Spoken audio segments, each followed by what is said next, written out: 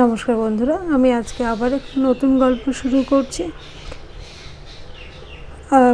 আগের দিনের গল্প যে কটা শুরু করেছিলাম তার পরের থেকে আজকে আমি আবার একটা গল্প পড়ছি। সেটা হলো বিশালক্ষীর চিন্তায় বেহুশ হওয়া। আর সবাইকে একটাই কথা বলবো, সবাইকে অনেক অনেক ধন্যবাদ আমার সাথে থাকার জন্য। আশা করি এভাবেই আপনারা ধীরে ধীরে আমার চ্যানেলটাকে এগিয়ে নিয়ে যাবেন, আর গল্পগুলো আপনাদের ভালো লাগবে, আপনারা শুনবেন। তো চলুন গল্পটা শুরু করা যাক। বিশালক্ষী চিন্তায় বেহুশ হওয়া। কামারপুকুর থেকে মাইল 2 উত্তরে আনুর গ্রাম।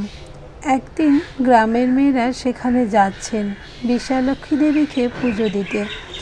গদাই তাদের সঙ্গ নিল।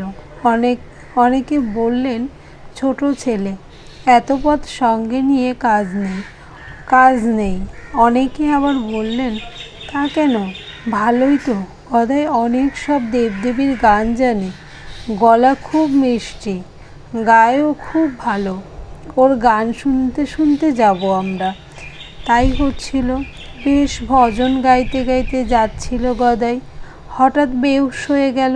ডাকলে সাড়া দেয় না, হাত পা নড়ে না, চোখ দিয়ে জল ঝরছে। রোদ লেগে এমন হয়েছে ভেবে কেউ মাথায় জল দিল, কেউ আঁচল দিয়ে হাওয়া করতে লাগলো। হুঁশ আর ফেরে না।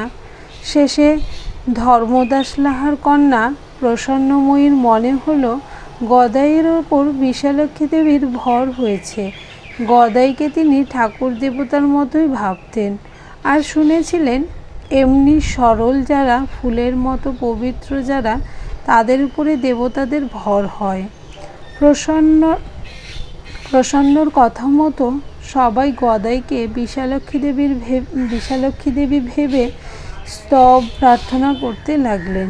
এতে ফল হলো, গদাইয়ের জ্ঞান ফিরে এলো। কিছুই যেন হয়নি এমনই ভাবে আগের যেমন চলছিল তেমনই আবার তাদের সঙ্গে চলতে লাগলো। চন্দ্রমণি সব শুনে ভয় পেলেন। ভাবলেন, 6 বছর বয়সে তো গদাইয়ের এমনই হয়েছিল একবার, তাহলে সেই মূর্ছা রোগ এখনও সারেনি। রঘুবীরের পুজো দিলেন। তিনি মানত করলেন। গদাই কিন্তু বলেছিল যে তার অসুখ হয়নি। বিশালক্ষী দেবীর কথা ভাবতে ভাবতে এমন হয়েছে।